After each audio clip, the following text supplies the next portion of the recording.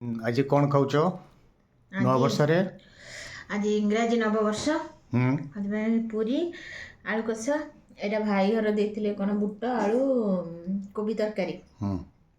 खाई दौचे मतलब चारिआड जाक सब पड़ी कम कम होगी सब पड़ी लास्ट को यहाँ घोरिया होता है नहीं आसली खाई बढ़िया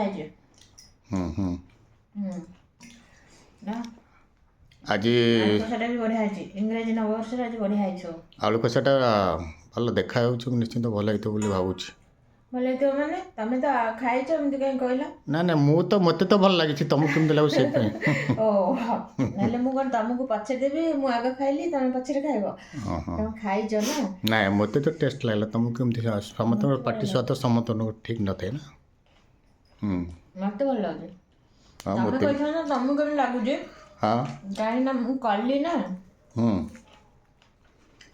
कर लोक भल लगे खाइब मंद हेल्ले भी खाइब ना बहुत भल लगी हाँ नवा वर्ष जब आज पूरा भल खाद्य खाइले ठाकुर प्रार्थना कर जमी सबुदिन पड़े ये खाद्य आमको मिलू